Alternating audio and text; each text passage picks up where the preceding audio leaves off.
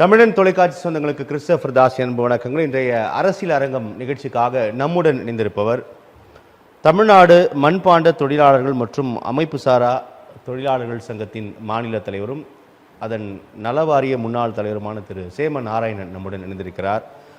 அவரோடு நிறைய விஷயங்கள் நம்ம பேசலாம். குறிப்பாக அவருடைய மண்பாண்ட தொழிலாளர்கள் சங்கம், அமைப்பு சாரா தொழிலாளர்கள் சங்கத்தின் நீண்டகால கோரிக்கைகள் அது தொடர்பாக பேசவிருக்கிறோம். தொடர்ச்சியாக சமகால அரசியல் நிகழ்வுகள் தொடர்பாகவும் திரு சேம நாராயணனிடம் நிறைய விஷயங்கள் நம்ம பேசலாம். ஐயா வணக்கம். வணக்கம் ஐயா. வணக்கங்களோடு வரவேற்கின்றோம். நலமா இருக்கீங்களா ஐயா? நல்லா இருக்கேன். நான் தலைப்பில் குறிப்பிட்டது போல சமீபத்தில் கடந்த 27ஆம் தேதி கரூரில் அரங்கேறிய அந்த துயர சம்பவம் தொடர்பாக இன்று வரை நிறைய கருத்து விமர்சனங்கள் தொடர்கிறத நீங்கள் பார்க்குறீங்க. அந்த சம்பவம் தந்த பாடம் என்ன என்பதை தான் நம்ம முதல்ல கவனத்தில் ஏற்றுக்கொள்ள வேண்டும். அப்படி போதா ஐயா அந்த சம்பவம்? ஐயா வணக்கம். தமிழன் தொலைக்காட்சியின் மூலமாக உங்களை எல்லாம் சந்திப்பதில் நான் மிகுந்த மற்ற மகிழ்ச்சி அடைகின்றேன். அதே நேரத்தில் ஒரு வருத்தம், தமிழக வெற்றி கழகத்தினுடைய தலைவர் நடிகர் விஜய் அவர்கள் 27ஆம் தேதி நடைபெற்ற அந்த தாலியின் மூலமாக மக்கள் 42 பேர் மாண்டு போயிருக்கின்றார்கள். பல பேர் பல்வேறு வகையாக பாதிக்கப்பட்டு மருத்துவமனையிலும் வீட்டிலும் இருந்து கொண்டிருக்கின்றார்கள். இப்படிப்பட்ட கோர சம்பவம் நடைபெறக்கூடாது என்பதை எல்லோருடைய எண்ணம்.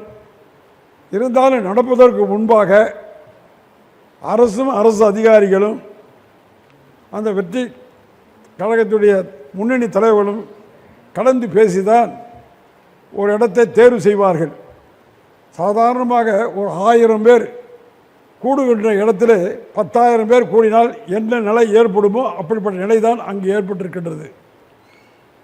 பொதுக்கூட்டங்கள் நடத்துவதற்கோ, ட்ராலி நடத்துவதற்கோ, வேறு நிகழ்ச்சி நடத்துவதற்கோ எல்லா மாவட்டங்களிலும் காலியான இடங்கள் பல இடங்கள் இருக்கின்றது. அதுபோன்ற இடங்களிலே தான் இது போன்ற சிறந்த நடிகர்கள், அரசியல் தலைவர்கள், அமைச்சர்கள் பேசுவதற்கான மேடையை அமைத்து தருவார்கள். அங்கே தான் நிகழ்ச்சியை நடத்துவார்கள்.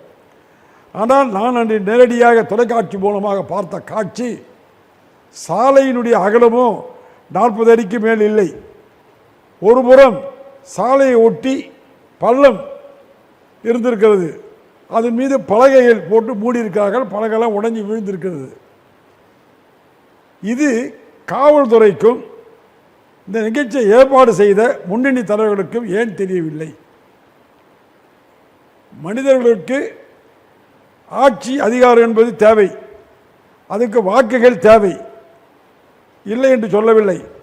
அதனை எப்படி பெற வேண்டுமோ அப்படிதான் ஜனநாயக ரீதியில் பெற முடியும், பெற வேண்டும். அதை விடுத்து குறுகிய இடத்துல நிறைய ஆட்களை திரட்டி இப்படிப்பட்ட ஒரு கோர சம்பவம் நடைபெற வேண்டுமா என்பதை பற்றி தான் நான் சிந்தித்தேன். மனம் நொந்து போனேன். 2 நாட்களாக நான் உள்ளபடியே வேதனை அடைந்தேன். இப்படிப்பட்ட ஒரு சம்பவம் நடக்கக்கூடாது.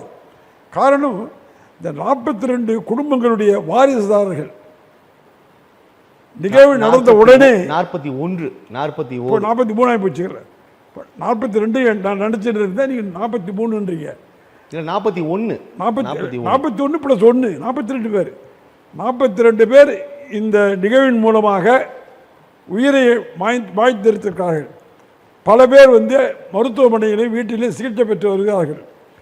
இவருடைய குடும்பங்கள் என்ன? முதலமைச்சர் வந்தார், 10 லட்சம் தந்தார். அந்த நடிகர் விஜய் வந்தார், 20 லட்சம் தந்தார். இது போதுமா என்றால் போதாது. பிரதமர் 2 லட்சம் தந்திருக்கிறார். பிரதமர் 2 லட்சம் தந்திருக்கார். 2 லட்சம் 2 கோடி கொடுத்தால் கூட ஒரு உயிரை மீட்க முடியுமானா மீட்க முடியாது. காரணம், ஒரு மனிதன் உயிர் தனி மனிதன் அல்ல. அந்த குடும்பத்தை சார்ந்தவர்கள், மனைவிமார்கள், கணவன்மார்கள், பிள்ளைகள், படிக்கின்ற மாணவர்கள், அவருடைய எதிர்கால வாழ்க்கை முறைகள், இதையெல்லாம் நாம் சிந்தித்து பார்க்க வேண்டும். சிந்தித்து பார்த்தால் பல குடும்பங்கள் சீரழிந்து போகின்ற சூழ்நிலை ஏற்படுகின்றது. இப்படிப்பட்ட வாக்குகள் தேவைதானா? இப்படிப்பட்ட பிரச்சாரங்கள் தேவைதானா? இப்படிப்பட்ட மக்களுடைய வாழ்வாதாரம் பாழ்பட்டு போவதன் மூலமாக மக்களுக்கு என்ன நன்மை கிடைக்கும்? இப்போ என்ன செய்திருக்க வேண்டும் சொல்றீங்க? பாதுகாப்பு முறை சரியான முறையில் செய்யவில்லை என்பதுதான் என்னுடைய கருத்து. அதற்கு 2 பேரும் காரணம். ஒன்று, நிகழ்ச்சி நடத்துபவர்கள் ஆய்வு செய்து பார்க்க வேண்டும். ஒவ்வொரு கட்சியிலும் 500 காவல், நான் மாவட்ட தலைவராக இருக்கின்ற போது ஒரு காவல்துறையினர் களத்தில் இருந்திருக்காங்க. முதல்ல அனுமதி கேட்குறாங்க, கண்காணிப்பாளரிடம் அமர்ந்து பேசுகிறாங்க, நிறைய நிபந்தனைகளோடு அனுமதி தராங்க. இதெல்லாம் காவல்துறை பண்ணி தானே இருக்கு. ஒவ்வொரு நிகழ்வுகளிலும் காவல்துறை அதிகாரிகள் நிபந்தனைகள் இல்லாமல் அனுமதி கொடுத்ததே இல்லை. எல்லா விதமான கட்டுப்பாடுகள், இத்தனை பேர் தான் இங்கே கூட வேண்டும், இத்தனை பேர் தான் இங்கே தங்க வேண்டும், இத்தனை செட்டு தான் போடணும், இத்தனை லைட்டில் போடணும், இத்தனை பேண்டை தான் கட்டணும், பேண்டோட அளவு கூட அவங்க தருவது தான். இதெல்லாம் முறை, இதெல்லாம் சரியானது தான். அதெல்லாம் அதிகாரிகள் கேட்கின்ற கேள்விகளுக்கு உரிய நடைமுறையை நடத்துவது நாம் தான், அரசியல் கட்சிகள் தான். அது எந்த கட்சியாக இருந்தாலும் சரி. நான் மாவட்ட காங்கிரஸ் கமிட்டி தலைவராக பல மாநாடு நடத்தியிருக்கின்றேன். அதனுடைய விளைவுகளை நான் சந்தித்து இருக்கின்றேன். ஆகவே தான் நான் சொல்லுகின்றேன், பொதுமக்களை பாதிக்காத அளவுக்கு இடத்தை தேர்வு செய்யவில்லை என்பதுதான் என்னுடைய குற்றம். அது விழா நடத்துபவராக இருந்தாலும் சரி, அரசு அதிகாரி, காவல்துறை அதிகாரிகளாக இருந்தாலும் சரி, அந்த இடம் தந்ததே தவறுன்னு சொல்றீங்க. ஆமாம், அந்த இடம் காவல்துறை போதாது, உணர்ந்திருக்க வேண்டும். காரணம் என்னன்னாக்கா, விஜய் என்கின்ற ஒரு புதிய நடிகர், நம்ம பல நடிகரை பார்த்துருக்கோம். சிவாஜி கணேசன், எம்ஜிஆர், விஜயகாந்த், இப்படி பல நடிகர்கள் திரையுலகத்தில் வந்திருக்கிறாங்க, வெற்றி பெற்றிருக்காங்க, மக்கள் கூட்டமும் கூடியிருக்குது. ஆனால் இப்படிப்பட்ட ஒரு சம்பவம் நடந்ததா? இல்லவே இல்லை. எம்ஜிஆருக்கு கூடாத கூட்டம் அல்ல, சிவாஜி கணேசனுக்கு கூடாத கூட்டம் அல்ல, அதே மாதிரி விஜயகாந்துக்கு கூடாத கூட்டம் இல்லை மதுரையில். இப்படி பலரே நடந்திருக்குது. அதே மாதிரி விஜய்க்கு கூட்டம் கூடி இருக்குது. கூடவில்லை என்று யாரும் குறைச்சி மதிப்பிட முடியாது. நீங்க குறிப்பிட்ட கூடிய கூட்டத்தை முறைப்படுத்த வேண்டாமா? கூடிய கூட்டத்தை விட முந்தைய வரலாறு நிறைய இருக்கு. அப்போதெல்லாம் வராத இந்த சம்பவம் இப்போது நடைபெற்றதுக்கான காரணம் அதுக்கு தான் உள்ளார்ந்த காரணங்களை அரசு அதிகாரிகள் தான் தெரிவிக்க முடியுமே தவிர தனி மனிதனாக அறிவிக்க முடியாது. அதுக்கு தான் குழு, மத்திய அரசும் குழு போட்டிருக்காங்க, மாநில அரசும் அதிகாரிகள் நியமித்திருக்காங்க.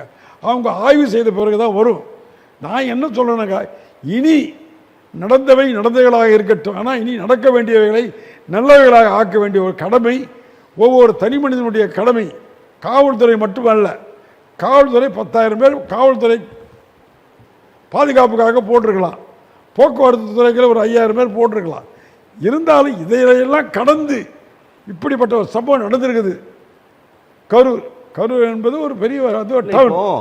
அரசு தரப்புல நீங்க ஒரு இடம் கேட்குறீங்க, இந்த இடம் தர முடியாது, அங்கே சட்டம் ஒழுங்கு பிரச்சனை ஏற்படும்னா அந்த அனுமதி கேட்கக்கூடிய கட்சி அதற்கும் உள்நோக்கம் கற்பிக்குது. அதை மீண்டும் நடத்தவே கூடாதுன்னு சொன்னால் உடனே நீதிமன்றத்துக்கு சென்று அனுமதி வாங்கக்கூடிய போக்கு இருக்கு இல்லையா?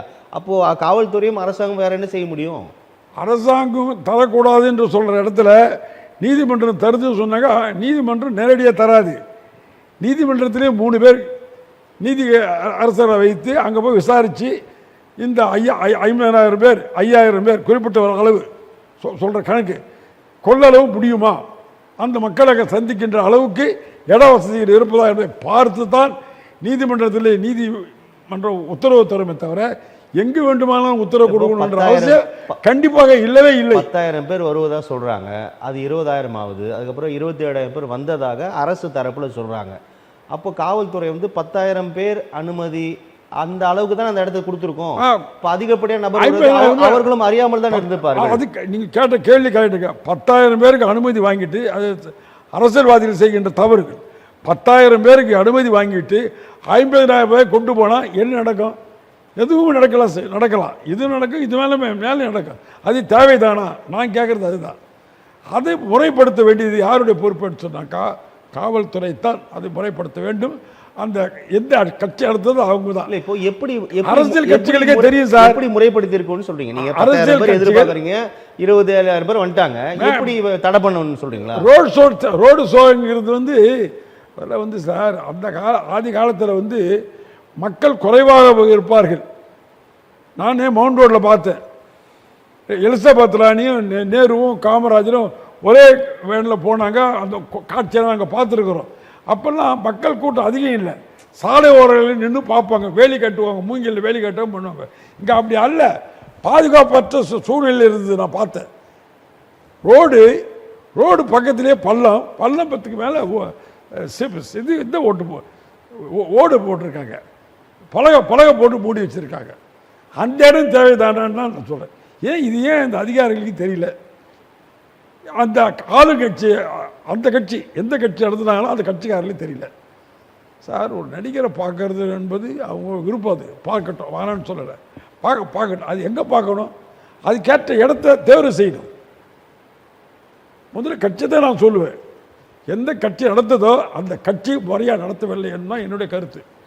அந்த கட்சியினர்கள் முறையாக நடத்தியிருந்தாங்க சொன்னாக்கா ஒரு ஓப்பன் கிரவுண்டில் ஓப்பன் மைதானத்தில் வைக்கலாம். 50 பேர் கொண்ட இடங்க கரூரில் நிறைய பேர் இடம் இருக்குது.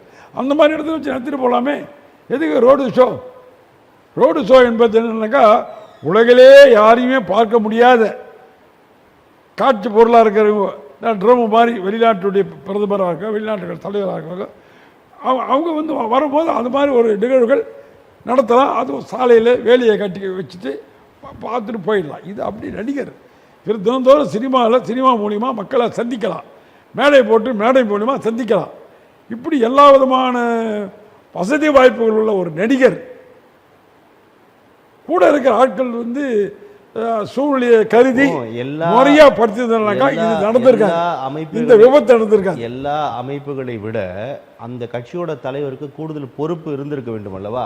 அதுதான் ஒரு நேரம் உங்களிடம் சொல்கிறார், அதிலிருந்து மிக மிக தாமதமாக அந்த இடத்திற்கு வருகிறார் அப்படின்றத நம்ம எப்படி புரிஞ்சுக்கலாம்?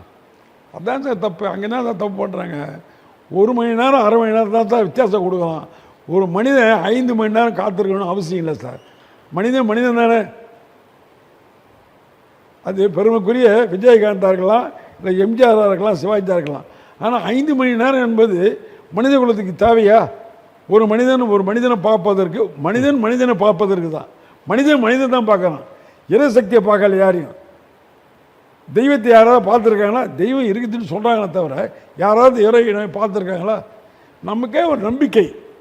நாங்களாம் மண்பாண்ட தொழில் செய்கிறவங்க, விநாயகர் சதுர்த்தினாங்க விநாயகர் சிலையை செய்வோம், கிருஷ்ண ஜெயந்தினா கிருஷ்ண ஜெயிச்சுவோம், வணங்கும், வழிபடுவோம், கடலில் போய் கரைப்போம்.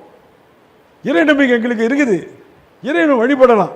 ஆனால் நடிகர்களை இறைவனை மாதிரி வழிபடணும்னு அவசியமே இல்லையே. அவங்களை எங்கே போனால் இப்போ சினிமா துறையில் பார்க்கலாம், நாடகத்துறையில் பார்க்கலாம், இல்லை மேடையில் பார்க்கலாம். இதுக்குன்னு ஒரு பெரிய அரங்கம் இருக்குது, அந்த அரங்கத்தில் வச்சு நிகழ்ச்சியை நடத்தியிருக்கலாம். மனித கூட இறந்துட்டாங்களே என்ற அந்த வருத்தத்தின் மேலே தான் நான் சொல்லணும் தவிர, மற்றபடி விஜயை பொறுத்த மட்டும் அவர் அரசியலுக்கு வரணும்னு நினைக்கிறாரு, வந்தது தப்பே இல்லை. ஒவ்வொரு மனிதனுக்கும் அரசியல் ஞானம் வேணும், ஒவ்வொரு மனிதனும் அரசியல் களத்தில் பங்கு பெறணும், அவங்க வெற்றி பெறணும். முதலமைச்சராக வரலாம், பிரதமராக வரலாம், வேறு எந்த பதவி கொண்டா வரலாம், வாடான்னு சொல்கிறதுக்கு உரிமை இல்லை, யாருக்கும் உரிமை இல்லை. ஆனால் செய்வனே தெரிந்த செய். தாவேக ஆரம்பித்ததிலிருந்தே அந்த கட்சி மீது ஒரு விதமான நெகட்டிவ் விமர்சனங்கள் வந்துட்டு இருப்பதை நம்ம பார்க்குறோம். அவர் நேரத்துக்கு வரமாட்டாரு, வாரத்துக்கு ஒரு முறை தான் வர்றாரு, காரை விட்டு கீழே இருக்க மாட்டாரு, தொண்டர்களோட கை கொடுக்க மாட்டார் அப்படின்னு தொடர்ச்சியாக அந்த தாவேக மீதும் அதன் தலைவர் மீதும் தொடர்ச்சியான விமர்சனங்கள் நம்ம பார்க்குறோம். இப்போ இது முழுமை அடைஞ்சிருக்கு. இந்த விமர்சனம் உச்சமாக பெரும் பழியாக அவர் மீது போடப்பட்டிருக்கிறது. எப்படி நம்ம பார்க்கலாம்? நீங்கள் சொன்ன இந்த கருத்து இது 99% எல்லாரும் சொல்கிறாங்க. நடிகர்களுக்கு பல்வேறு வேலைகள் இடையில தான் பொது வாழ்க்கையில் வராங்க. அவங்களுக்கு நேரம் காலங்கள் உண்டு, அவங்க சராசரி மனிதர்கள் தான். ஆனால் அதுக்காக 4 மணி நேரம் 5 மணி நேரம் காக்க வைக்கணும் பொதுமக்கள்ன்றது ஒன்றும் சட்டம் ஒன்றும் விதியெல்லாம் இல்லை, ஒன்றும் இல்லை. 1/2 மணி நேரம் 1 மணி நேரம் அதுக்கு மேலே சந்திக்க செய்கிறாங்க. நீங்கள் கூட 1 மணி நேரம் வெயிட் பண்ண சொன்னீங்க. கரெக்ட். காரணம் என்னன்னாக்கா தொடர்ச்சி ஆட்கள் வந்துட்டு இருக்காங்க, அதை முறைப்படுத்துறீங்க, இது கரெக்டு. தனி மனிதன் 1 மணி நேரம்லாம் ஒரு நாள் போட உட்கார்ற ஒன்றும் பிரச்சனையே இல்லை. ஆனால் அங்கே அப்படி அல்லையே. ஜனங்கள் புழுக்கத்தில் போய் ஒருத்தர் மாட்டின்ட்டு விழுந்து கீழே விழுந்து, ஒருத்தர் பலகை மேலே தொங்குறாரு, ஒருத்தர் கயிறு மேலே தொங்குறாரு, ஒருத்தர் முதல்ல யாரோ ஒருத்தர் அடிக்கிறாங்க தெரியுது. இதெல்லாம் என்ன மனித குடும்பம்? அந்த ரேஷன் கடை உள்ளிட்ட அத்தியாவசிய பொருட்கள் அல்லது அத்தியாவசிய தேவைகளுக்காக 5 நிமிடம் வரிசையில் காத்திருக்க தயங்கக்கூடிய மக்கள் ஒரு நடிகரை பார்ப்பதற்காக 5 மணி நேரம் 6 மணி நேரம் குழந்தை குட்டியோட கூட்ட நெரிசலில் எப்படியாவது அந்த தலைவரை பார்த்து விட வேண்டும் என்று அந்த அந்த அந்த உளவியல் இருக்குது இல்லையா? எப்படி அந்த மனநிலை மாறணும். அவர் ஒரு ஒரு தாய் வயிற்றில் பிறந்த பிள்ளை தான். விஜய் என்பவரும் ஒரு தாய் வயிற்றில் பிறந்த பிள்ளை தான். உன்ன மாதிரி என்ன மாதிரி தான். என்ன அவர் நடிகர், கலை உலகத்தில் நீங்கள் முன்னணி நட்சத்திரமாக இருக்கார். ஒரு காலத்தில் பி சின்னப்பா இருந்தாங்க, அதுக்கப்புறம் வந்து ரஞ்சன் இருந்தார், அதுக்கப்புறம் எம்ஜிஆர் வந்தார், சிவாஜி வந்தார், இப்போ விஜய் இந்த மாதிரி நிறைய கலைத்துறை இருக்கணும் தான் சார். வாழம் கலைத்துறை வாழான்னு சொல்ல, கலைத்துறை இருக்கணும் தான், கவர்ச்சி இருக்கணும் தான், இயற்கையோடு சேர்ந்த கவர்ச்சி இருக்கணும் தான். ஆனால் அதுக்காக இந்த மாதிரியான விபத்துகள் நடக்கக்கூடாதுன்னு தான் என்னுடைய கருத்துக்கள். நீ கூட்டம் சேரு, 500 பேரில் 5000 இல்லை 5-8 பேர் கூட்டம் சேரு, முதலமைச்சராவா வாழான்னு சொல்லலை. ஆனால் அதுக்காக பலியிடலாமா? மனித உயிர்களை போய் பலியிடுற அளவுக்கு சூழ்நிலையை மாற்றலாமா? அதுக்கு நிர்வாக பெருமக்கள் பொறுப்பேற்கணும். நிர்வாக பெருமக்கள் சார், அரசே எல்லாமே செய்ய முடியாது சார். காவல்துறை 1000 பேர் வந்து 1000 பேர்கிட்டே ஒரு ஆள் நிற்பானா? 1000 போலீஸ் வருமா? ஒரே இடத்துல 1000 பேர் இருந்தாங்க. அப்போ தமிழ்நாடு பூரா, இந்தியா பூரா எவ்வளோ போலீஸ் இருக்கணும்? அப்போ அதனால் காவல்துறையும் நம்ம கண் மூடித்தனமாக குறை சொல்ல முடியாது. ஆனால் அந்த இடத்துல அனுமதி கொடுத்துடக்கூடாதுன்றது என்பதில் மட்டும் நான் உறுதியாக இருக்கிறேன். இப்போ காரணம், அவர் கூட்டம் அதிகம் வருது, எல்லாம் தெரியுது. அவருக்கு விஜய்க்கு கூட்டம் அதிகம் வருது சார். எல்லா இடங்கள்லையும் கூட்டம் அதிகம் வருது. ஓட்டு வருதா வரலையாங்கிறது செகண்ட், அதை பற்றி நமக்கு கவலை இல்லை. அதை பற்றி நமக்கு கவலை இல்லை. ஆனால் கூட்டம் வருது, பார்க்கணுன்றத ஒரு கூட்டம் வருது. பார்க்கணுன்றவங்க எப்படி பார்க்கணும்? அழகாக மகிழ்ச்சியாக சந்தோஷமாக பார்க்கணும். ஒரு மனிதனை, ஒரு இளைஞனை, ஒரு நடிகரை அழகாக பார்க்கணும். எம்ஜிஆர் அப்படி தான் பார்த்தேன். வயதான காலத்தில் கூட எல்லாரும் போய் கட்டி அணைச்சி பார்த்தேன். காரணம் செய்த தியாகம், செய்த உதவிகள். இப்போ அந்த சம்பவத்துக்கு பிறகு அரசாங்கத்தோட நடவடிக்கை மீது நிறைய ஆதரவு, எதிர்ப்பு கருத்துக்கள் தொடர்கிறத நம்ம பார்க்கிறோம். நீங்க எப்படி பார்க்குறீங்க? அரசாங்கத்தோட நடவடிக்கை சரியா இருக்கா சம்பவத்துக்கு பிறகு? நான் அதாவது அரசாங்கத்து நடவடிக்கைகள் என்ன நடக்கணுமோ அது பண்ணிட்டு இருக்காங்க. அதை விட அதிகமாக பண்ணிட முடியும், அதை விட குறைச்சி பண்ணிட முடியும்ன்றதெல்லாம் கணக்கிட முடியாது. காரணம், மக்கள் வந்து பொதுவானவர்கள், ஒரு அரசியல் கட்சி சொந்தமானவர்கள் அல்ல. அன்றைக்கி அங்கே வந்தவங்க பூரா சார் விஜய்க்கு பின்னாடி போகிற பூரா அத்தனை பேரும் விஜய்க்கு ஓட்டு போடுறாங்கன்னு அர்த்தம் இல்லை சார். பார்க்கணுன்ற குறிக்கோள் தான். 100% பார்க்கணும்னு நினைக்கிறவங்க தான் இருப்பாங்க. 30% மக்கள் தான் ஓட்டு போடணும்னு நினைப்பாங்க. அது கூட மாறலாம், முன்ன பின்ன மாறலாம். ஆனால் 70% பார்க்கணும் நினைக்கிறாங்க. கூடியிருந்தவர்கள், ரசிகர்கள், பொதுமக்கள், தொண்டர்கள், அப்படி 3 வகையாக பிரிக்கிறாங்க. 3-4 வகையாக பிரிக்கலாம், அதோட தப்பே இல்லை. ஆனால் இனி நடந்து போச்சு. நடந்ததை பற்றி நம்ம பேசினா வேணாங்கிறத விட இனி முறைப்படுத்த வேண்டும், சரிப்படுத்த வேண்டும். அது யார் செய்யணுனாக்கா அரசாங்கம் தான் செய்ய முடியும். அரசாங்கம் அந்த செய்கின்ற நம்பிக்கை எனக்கு இருக்குது.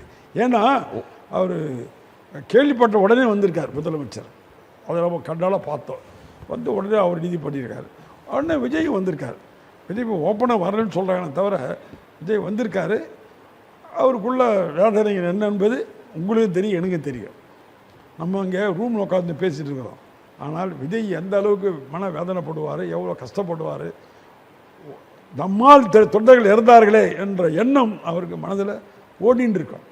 அது கரைய நாட்களாகும், வாரங்களாகும், மாதங்களாகும் இல்லையா? அதனால் அது வேறு இது வேறு.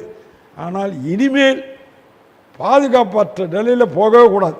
பாதுகாப்பான சூழ்நிலையில் தான் அவர் வெளியே போகணுமே தவிர ஓட்டு வாங்குறது, முதலமைச்சராக வர்றது, பிரதமராக வர்றதுல நடைமுறை சார். அதெல்லாம் 5 ஆண்டுகள் தான் சார்.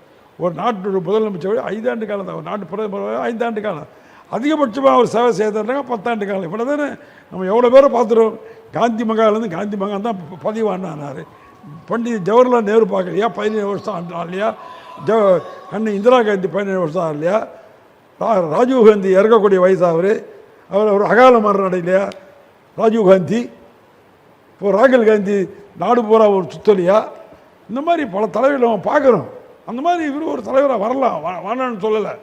ஆனால் ஜனநாயக ரீதியில் மக்களை பாதிக்காத அளவுக்கு இவர் மக்கள் கூட்டத்தை கூட்டி பார்க்கலாம், செய்யலாம், சந்திக்கலாம், பண்ணலாம். அதுக்கான வழிமுறைகளை இவர் கையாளணும்.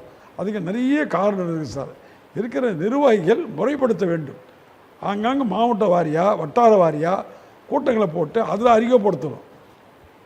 அறிமுகப்படுத்துறதுக்கு 5 மணி நேரம் 6 மணி நேரம்லாம் கூடாது சார். அவர் வந்துட்டு போகிற நேரம் இது பாருங்க, அதுதான் இருக்கணும்.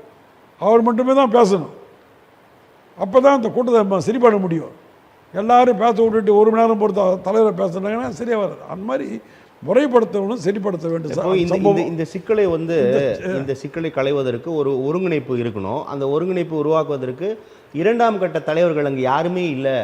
ஒற்றை மனிதரான விஜய் அடுத்த கட்டத்தில் யாருமே இல்லை. அதனால தான் யார் அங்கே சொல்வது, யார் சொல்வதை யார் கேட்பது அப்படின்ற ஒரு அசாதாரண நிலை அங்கே இருந்தது அப்படின்னு சொல்கிறாங்க. உண்மைதான் சார், அது உண்மைதான் சார். அது சரியான செகண்ட் லீடர்ஸுக்கு வந்துங்க ஸ்ட்ராங்காக நிற்கணும். அதுக்கு தான் ஒவ்வொரு இப்போ தான் அவர் கமிட்டியெல்லாம் அமைச்சிட்டு வர்றாரு. அவர் புதியவர், அரசில் அவர் புதிய முகம் இப்போ தான் அவர் அமைச்சிட்டு வர்றார். காங்கிரஸ் பல ஆண்டு காலமாக ஊழியம் தானாக வந்தான் சார். அதே மாதிரி கம்யூனிஸ்ட் கட்சியில், பாரதிய ஜனதா கட்சியில், திராவிட முன்னேற்ற கட்சி, அண்ணா திராவிட, இப்போ எல்லா கட்சியிலுமே மாவட்ட அளவில், வட்டார அளவில் அமைப்புகள் இருக்குது. அவங்க கட்டுப்படுத்துவாங்க சார். ஒரு மாவட்ட செயலாளர் கட்டுப்படுத்துவார். நான் சென்னை அப்படி தான் கட்டுப்படுத்தி வச்சுருந்தேன். சென்னை மாவட்டத்தில் 7 வருஷம் நான் தலைவராக இருந்தேன். ஐயா மூப்பனார் கூட தலைவர், வாழப்பாடியார் தலைவராக இருந்தார், தமிழ்நாடு தலைவராக, இலக்கிய செல்வர் குபகானந்தன் இருந்தார், மூப்பனார் இருந்தார். 3 பேர்கிட்டையும் 9 வருஷம் நான் மாவட்ட தலைவராக இருந்து நிர்வாகத்தை நான் பண்ணினேன். ஒரு ஆளுக்கு ஒரு விண்ணம் ஏற்படாது. சின்ன ஒரு காயம் ஏற்பட்டால் கூட சரி, உடனடியாக அவர் இட்டு போய் அதை பொருத்தம் பண்ணி அது 1000 ரூபாய்க்கு 1 லட்ச ரூபா செலவு பண்ணி அதை சரியாக்க விடுவேன். அப்படிப்பட்ட தலைவன் தொண்டை இருந்தால் தான் அந்த இயக்கம் வளருமே தவிர இது ஒரு மக்கள் 26 நான் தான் முதலமைச்சர், என்னுடைய கட்சி தான் ஆட்சி அமைக்கும் அப்படின்னு சொல்லக்கூடிய தமிழக வெற்றி கழகம் இதையெல்லாம் கவனத்தில் கொள்ளாமல் இருக்குதா? நீங்கள் சொல்கிறக்கூடிய அமைப்பு ரீதியாக பலப்படுத்த ஏன் தவறுகிறது சார்? ஆட்சிக்கு வரக்கூடியவர்கள் எல்லாருமே ஒவ்வொருத்தரும் நினைப்பானாக்கா, ஏதோ மக்கள் கூட்டத்தை பார்க்குறாங்க, பேசுகிறாங்க, பத்திரிகை விளம்பரங்கள், டிவி விளம்பரங்கள் எல்லாமே கிடைக்குது. அப்போ என்ன நினைக்கிறாங்க, சரி நமக்கு தான் 90% இருக்குது நினைக்கிறாங்க. ஒவ்வொருத்தரும் அப்படி நினைக்கிறாங்க. ஒவ்வொருத்தரும் யாருமே நான் வெற்றி பெறுவேன், வெற்றி பெற மாட்டேன்னு சொல்லக்கூடிய அளவுக்கு யாராவது தலைவர் காலங்கள் தமிழ்நாட்டில் எல்லாமே நான் தாங்க வெற்றி பெறுவேன். இப்போ ஒரு அதிமுக உதாரணம் எடுத்துக்கிட்டீங்க, உள்கட்சி விவகாரத்தை வெளியிலேருந்து பேசுகிறாரு ஒருத்தர். அவர் சீனியராக இருந்தாலும் 10 நாள் முழு தெரிவிக்குன்னு சொல்லி அறிவிக்கிறார். அது முறையாது, சரியாது. நான் அந்த கட்சியில் இருந்தாலும் ஏன் சொல்கிறேன்னாக்கா, ஒரு கட்சியை 4 ஆண்டு காலமாக 3 தலைவர்களை ஒதுக்கி வச்சு அரசியல் பண்ணுற அவர் 10 நாட்குள்ளே அவங்க 3 பேரையும் நீங்கள் உள்ள சேகர்னு சொல்கிறார் ஒருத்தர். அது என்ன நியாயம்? என்ன அது சாத்தியக்கூறுகள்? என்ன சாத்தியக்கூறுகள்? என்ன காரணம்? அதை பற்றி நீங்கள் விவாதம் நடத்தணும். அதை பற்றி தான் நிகழ்வுகள் நடத்தணும். 3 பேர் குறிப்பிட்டவங்க நான்லாம் சொல்ல தயாராக இல்லை. அந்த 3 பேர் தான் அந்த ஏகத்தை அம்மா கூட இருந்து காப்பாற்றினவங்க. அந்த 3 பேர் வானான்னு ஒருத்தரே இருந்து ஆட்சி பண்ணார். இப்போ இப்போ இந்த சம்பவத்துக்கு பிறகு தமிழ்நாடு அரசு தொடர்பாக பேசுனீங்க. அதில் இறுதியான ஒரு கேள்வி, நீதியரசர் அருணா ஜெகதீசன் தலைமையிலான ஒரு நபர் ஆணையம், உயர்நீதிமன்றத்தால் அமைக்கப்பட்டிருக்கக்கூடிய சிறப்பு புலனாய்வு குழு, வடக்கு மண்டல ஐஜி அஸ்ரா கார்க் தலைமையிலான அந்த குழு, இந்த விசாரணை எப்படி போகும்னு நினைக்கிறீங்க? எப்படி போகணும்னு நினைக்கிறீங்க? சார், விசாரணை குழுனாலுமே நீதியை சார்ந்தவர்களாக உள்ளவர்களை மட்டும்தான் விசாரணை குழுவில் போடுவாங்க. அதில் 1-2 பேர் கருத்துக்கள் மாறுபடலாம். அது விவாதத்தில் அடங்கி முழுமை பெறும், குறை இருக்காது, முழுமை பெறும். மத்திய அரசு அமைச்சாலும் சரி, மாநில அரசு அமைச்சாலும் சரி, மக்கள் நலனை சார்ந்து தான் அமைப்பாங்களே தவிர மக்களுக்கு விரோதமாக எந்த குழுவும் போட மாட்டாங்க. அதனால் மக்களை சார்ந்த இந்த குழு மக்களுக்கு நடந்த உண்மை என்ன என்பதை முழுமையாக செய்வாங்கன்ற நம்பிக்கை எனக்கு இருக்குது சார். அதனால் நடந்த சம்பவம், நடந்தவைகள் தப்பானவைகள், தேவையற்றவைகள், நடக்கக்கூடாது, நடந்து போச்சு. ஆனால் இனி நடக்க வேண்டியவைகள் நல்லவைகளாக நடக்க என்ற நம்பிக்கை எனக்கு இருக்குது சார். என்னை பொறுத்த மட்டில் இன்றைக்கு நான் சார்ந்த தமிழ்நாடு மண்பாண்ட தொழிலாளர் குழாளர் சங்கத்துடைய சூழ்நிலைகளை நாம் எண்ணி பார்க்கணும். இந்த நாட்டில் கல் தோன்றி மண் தோன்றா காலத்தே முன் தோன்றிய மூத்த குடிகளிலே ஒரு சில குடிகள். முதல் குடி விவசாயி, 2வது குடி மீனவன். அவன் மீன் பிடிப்பதனால் மீனவன்.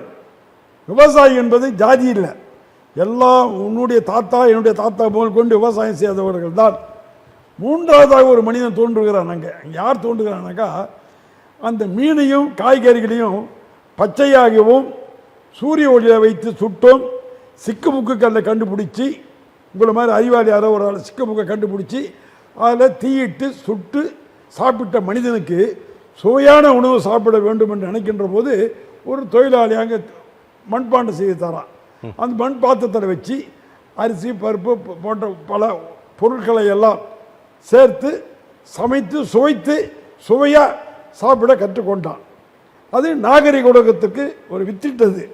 ஆதிகால மனிதன் அந்த குயவனார் என்று சொல்லுகின்ற அந்த தொழிலாளி தான் அந்த பானையை சட்டியை செய்து கொடுத்துருக்கிறார்.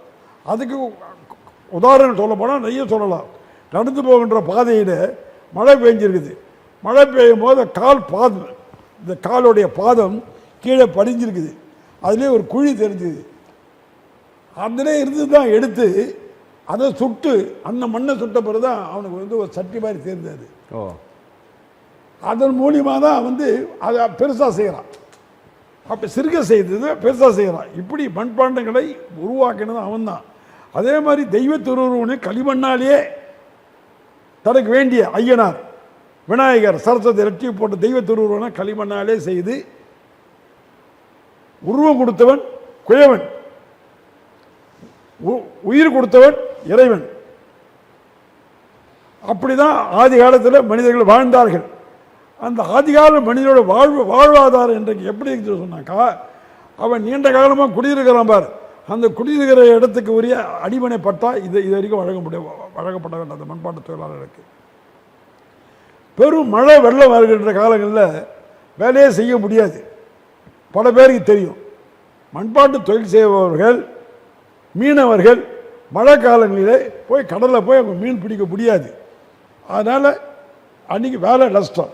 ஆனால் மண்பாட்டு தொழிலாளியோடைய நஷ்டம் எப்படி, பெரு நஷ்டம் எப்படின்னாக்கா, செய்து வைச்ச மண்பாண்டமாக கரைஞ்சி போயிடும். சக்கரம் முதலிய மீளப்பொருள்லாம் கரைஞ்சி விறகு வச்சையெல்லாம் கரைஞ்சி போயிடும், வீணாக போயிடும். இந்த நஷ்டத்தை எல்லாம் ஈடுகட்டுவதற்காகத்தான் புரட்சித் தலைவர் அம்மா அவருடைய காலத்தில் 4000 ரூபாய் தந்தாங்க. எத்தனை மாதத்திற்கு? மழைக்கால ஆண்டுக்கு ஒரு முறை, ஆண்டுக்கு ஒரு முறை ஒரு மண்பாண்ட தொழிலாளர் குடும்பம் கொடுத்தாங்க. அதனை நாங்கள் அரசியல் சார்பு பெற்ற ஒரு கட்சி வச்சுருக்கோம். நானே பிறவி காங்கிரஸ்காரன்.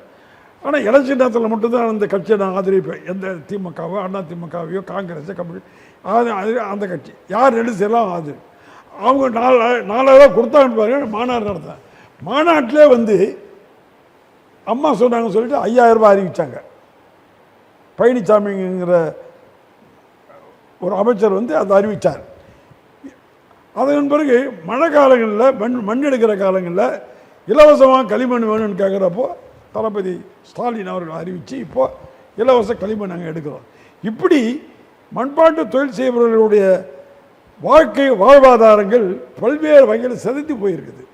காரணம் உலக பொருள் வரவு. தற்போது பிளாஸ்டிக் பொருள் பெருவாளர்கள் வந்தாச்சு. ஏற்கனவே பித்தளை, அலுமினியம், ஸ்டீலு, இரும்பு போன்ற பல பொருள் வந்தாச்சு. இப்போது பிளாஸ்டிக் பொருள், உலக பொருளை செய்து சமைத்து அந்த மண் பாத்திரத்தை வச்சு சாப்பிட்டா சுவையாக இருக்கும். பிளாஸ்டிக் பொருளை தண்ணி மட்டும்தான் சாப்பிடலாமே தவிர உணவுப் பொருளை வைக்கக்கூடாது.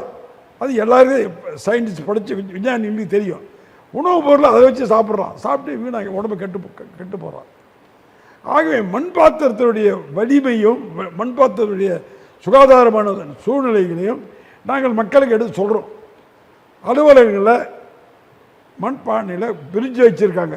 5 லட்சம் 20 லட்ச ரூபா கொடுத்து பிரிட்ஜ் வாங்கி வைக்கிறாங்க. தேவையே இல்லை. ஒரு மண் பானையில் தண்ணி கொடுத்தாக்கா குளிர்ச்சியாக இருக்கும், நாள் பூரா குளிர்ச்சியாக இருக்கும். அந்த தண்ணி 3 நாளைக்கு வச்சு குடித்தா கூட ஒன்றாகாது. அதே மாதிரி நீராகாரம், இரவில் வடிக்கிற சாதத்துக்கு காலையில் நீர், நான்லாம் 3:30 மணி 4 மணிக்கு எழுந்து நீராகாரம் சாப்பிட்டு மண்ணு மதிப்பேன். நான் மண்பாண்டம் செய்வேன். நான் குயவன், மண்பாண்டம் செய்கிற எல்லா உருவமும் நான் செய்வேன். கோடம்பகாய ரோட்டில் இன்றைக்கி எங்களுடைய கடை அங்கே இருக்குது. இப்படி களிமண்ணை மூலப்பொருளாக கொண்டு பணியாற்றுகின்ற அச்சமூக மக்களுக்கு பல்வேறு இடையூறுகள். எங்கே பார்த்தாலும் வீடு வாசல் ஆகிப்போச்சு, கிராமம் ஆகிப்போச்சு. இதெல்லாம் காலியாக இருந்தது. மண் எடுக்கிற பிரச்சனை. சூளை போடுற இடத்துல சூளை போடக்கூடாதுன்ட்டு சென்னையில் அனுமதியே இல்லை, சூளை போடுறதுக்கு அனுமதியே இல்லை. அது முன்னே எங்கள் தலைவர் பெருமாளுடைய தியாகி ஒருத்தர் இருந்தார், அவருடைய இடத்துல ஒரு அடுப்பு கட்டி கொடுத்தார். அது காமராஜர் காலத்தில் நெருக்கமாக இருந்தார் காமராஜர் கூட. இப்போ இடமே இல்லை சென்னையில் சூளை போடவே முடியாது. அப்போ எப்படி தான் நீங்கள் வெளியூரில் தான் தோறுனாங்க. அரக்கோணம், வேலூர், ராணிப்பேட்டை, அந்த பக்கம் திருவண்ணாமலை, கூடுதல் செலவு, கிருஷ்ணகிரி, அங்கே இருந்து செய்கிற பொருட்களை வாங்கிட்டு வந்து இங்கே வியாபாரம் பண்ணுறோம். வர்த்தகம் மட்டும் தான் இங்கே பண்ணுறோமே தவிர உற்பத்தி செய்வதற்கு இங்கே இடமே இல்லை, செய்யலை. இதற்கு ஒரு தொழில் பயிற்சி கல்லூரி உருவாக்கி கொடுங்கன்னு சொல்லி பல முறை நாங்கள் அரசாங்கத்துக்கிட்ட கேட்குறோம். இது வரைக்கும் அது மாதிரி செய்ய தரல. நீங்கள் நலவாரிய தலைவராக இருந்திருக்கீங்க. நலவாரிய தலைவராக எப்போ இருந்தீங்க? அப்போ எந்தெந்த கோரிக்கைகள் முன் வச்சிங்க? 2001 தான் இந்த 7 வருஷம் இருந்திருக்கேன். நிறைய கோரிக்கைகள் வைப்போமே தவிர ஆனால் நிறைவேற்றுகின்ற சக்தி இல்லை. நீண்ட கால கோரிக்கைகள் சட்டமன்றத்தில் நம்ம உறுப்பினராக இருந்தாக்கா கேட்டால் கேள்விக்கு பதில் கிடைக்கும். உடனே அது அரசு பதிவேட்டில் ஏறும். அதை பற்றி உடனே ஒரு கமிட்டி போடுவாங்க, எம்எல்ஏக்களே கமிட்டி போடுவாங்க, அதுக்கு உறுப்பினர் செய்வாங்க. அந்த மாதிரி ஆட்கள் எங்கள் இல்லை. இப்போது மண்பாண்ட தொழில் செய்கிற சமூகத்தை சேர்ந்தவங்க குலாளர்கள் யாரும் எம்எல்ஏ எம்பியா இல்லை. சுப்புராஜா இருந்தார், 1962 இருந்தார் காமராஜர் காலத்தில். அப்போ பக்கீரசாமி பிள்ளை இருந்தார், அவர் ஒரு தியாகி. அதே மாதிரி நல்லுசாமி இருந்தார். 3 பேர் 4 பேர் இருந்தாங்க அப்போ. அதன் பிறகு யாரும் காமராஜருக்கு பிறகு யாரும் போடலை. அவர் பேரறிஞர் அண்ணா வந்தார், கலைஞர் வந்தார், ஒன்றும் பண்ணல. அப்புறம் இந்த அம்மா வந்த பிறகு 2 பேரை போட்டாங்க, பெரிய வீரன் மாலான் 2 பேர் எம்எல்ஏவில் போட்டாங்க. அவங்க 2 பேர் வந்த பிறகு எங்களுக்கு கொஞ்சம் ஆதரவாக இருந்தாங்களே தவிர, ஆனால் அவங்க 2 பேருமே மண்பாட்டு தொழிலை பற்றி தெரியாதவர்கள். அதை பற்றி அவங்க சப்ஜெக்ட் அதிகமாக பேச தெரியல அவங்களுக்கு. இப்போ என்ன மாதிரி விஷயம் தெரிஞ்ச ஆளாக இருந்தாக்கா நான் மண்ணினுடைய மகத்துவத்தை பற்றி நான் எடுத்து சொல்லுவேன்.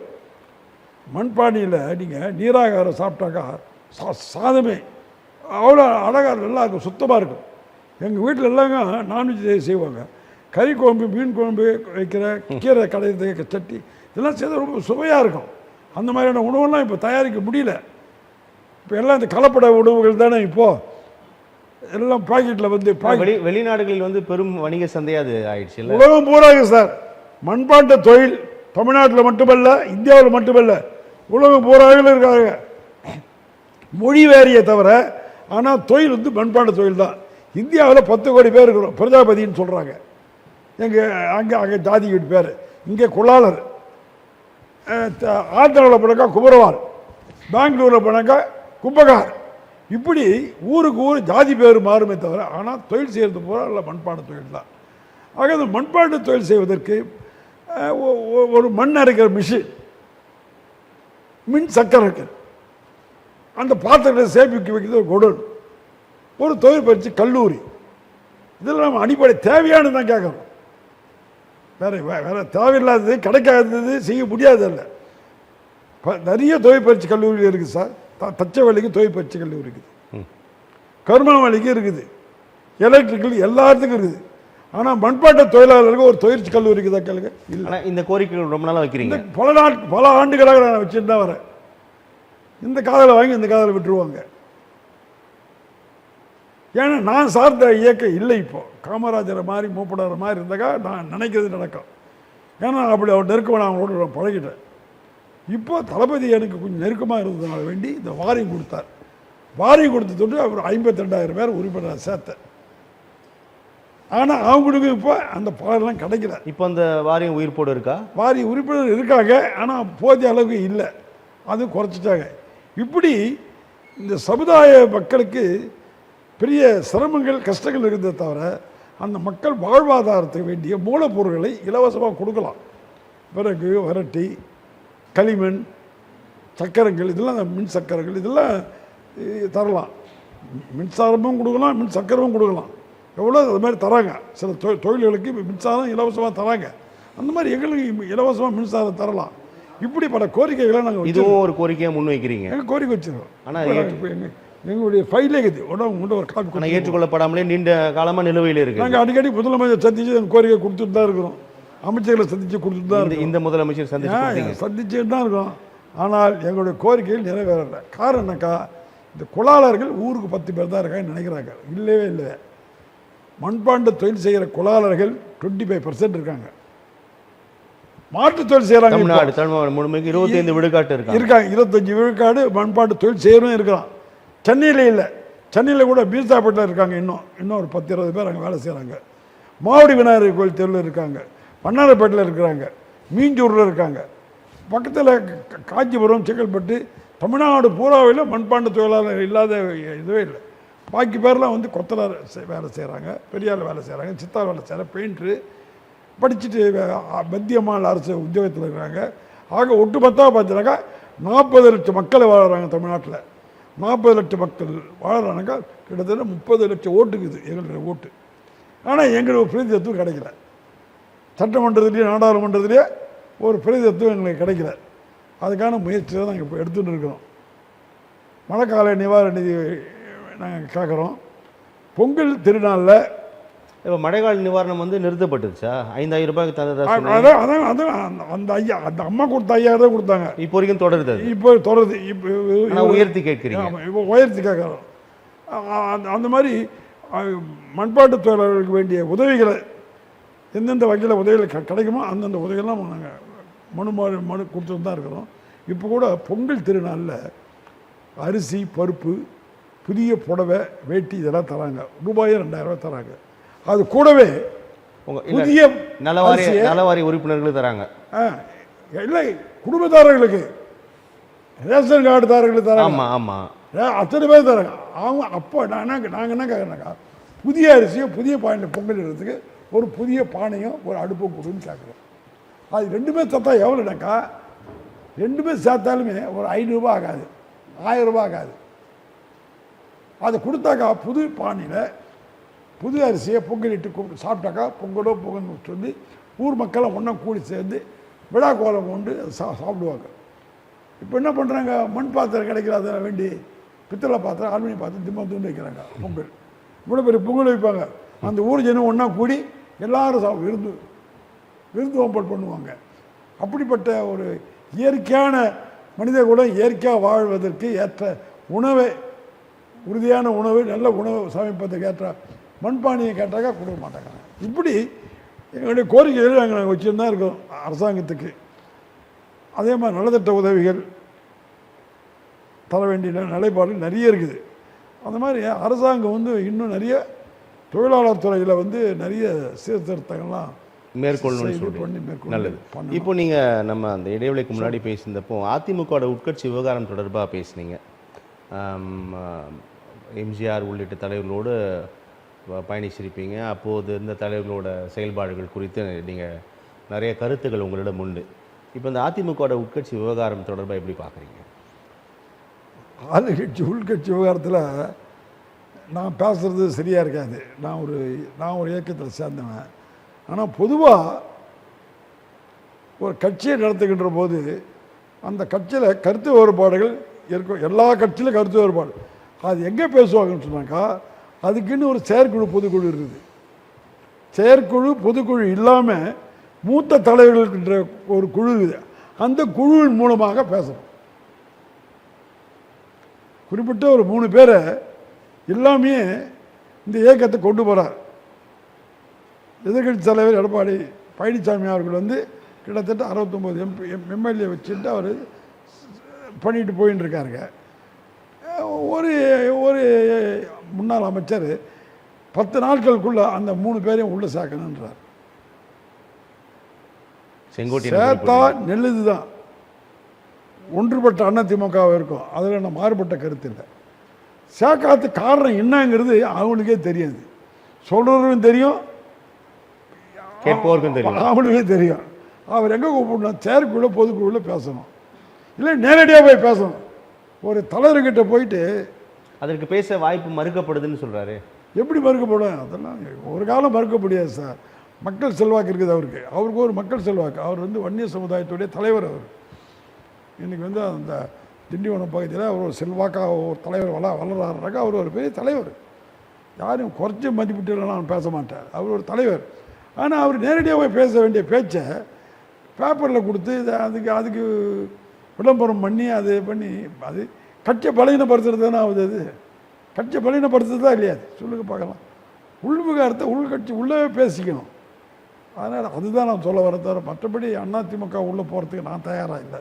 இப்போ ஏன்னா அது வந்து ஒரு பெரிய கட்சி. 26 சட்டமன்ற தேர்தலில் இந்த சிக்கல்கள் அல்லது இந்த அரசியல் நகர்வுகள் இந்த உட்கட்சி விவகாரங்கள் எல்லாமே வந்து எதிரணிக்கு தானே பெரிய பலம் சேர்க்கும் அப்படின்னு சொல்கிறாங்க. அதை அப்படி பார்க்கலாமா? இந்த குழப்பங்கள் இந்த எதிர்ப்புகள் நீடிக்காது. நீடிச்சாக்கா பலம் இழந்து போயிடுவார்கள். இன்று ஆளுங்கட்சி ஈஸியாக ஜெயிச்சிருவாங்க, அது ஒன்றும் சந்தேகம் இல்லை. ஆனால் இதற்கெல்லாம் அப்பாற்பட்ட ஒரு சக்தி ஒன்று இருக்குது, டெல்லி. உங்களுக்கு சில இடங்கள் டெல்லி தான். டெல்லி எடுக்கிற முடிவுக்கு எல்லாருமே கட்டுப்பட்டு போயிடுவாங்க. அப்படி டெல்லி எடுக்கிற முடிவுக்கு எல்லாரும் கட்டுப்பட்டு போகும்போது அந்த கூட்டணி கொஞ்சம் பலமாக இருக்கும். இந்த கூட்டணி பலமாக அந்த கூட்டணி பலமானமா அந்த கூட்டணி கொஞ்சம் பலமாக இருக்கும். தமிழக மக்கள் தானே வாக்கு செலுத்த வேண்டும்.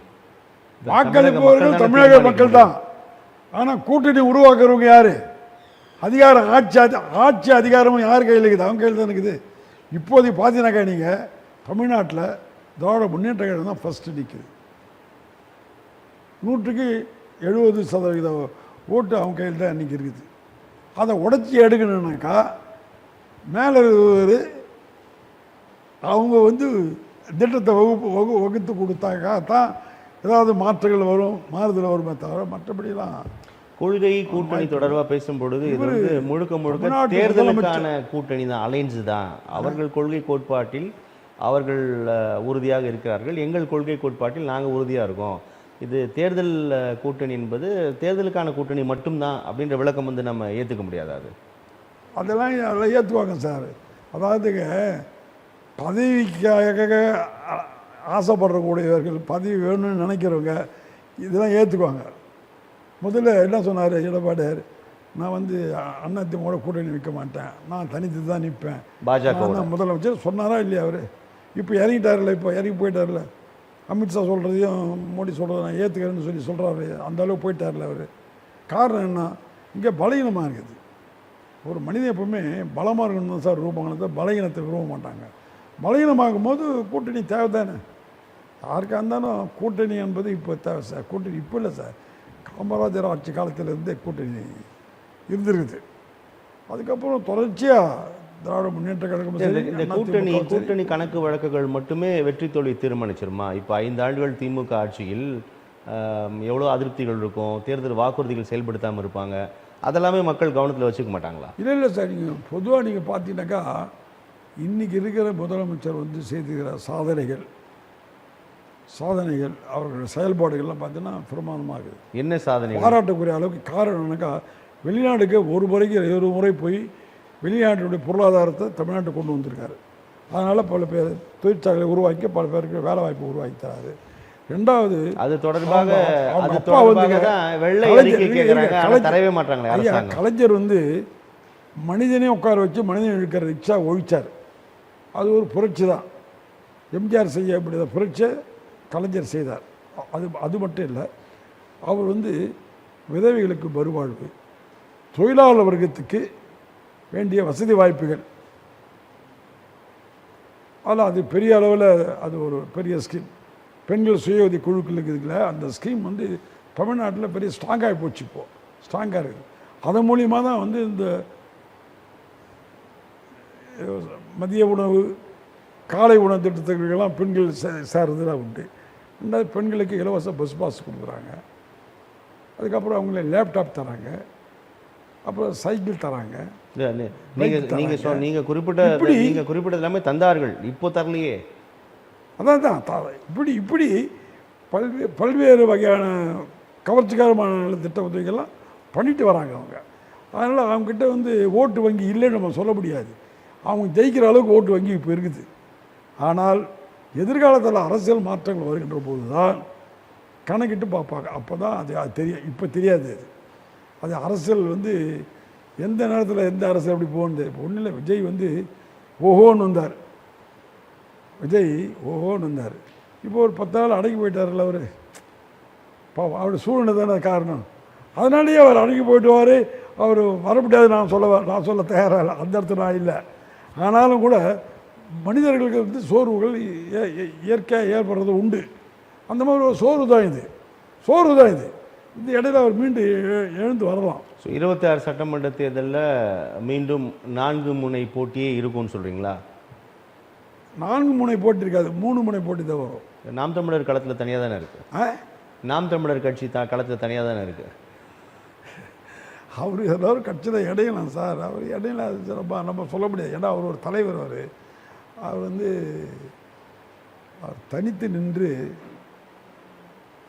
நான் சொல்லக்கூடாது. ஏன்னா அவர் கடுமையாக உழைச்சிட்டு இருக்கார்.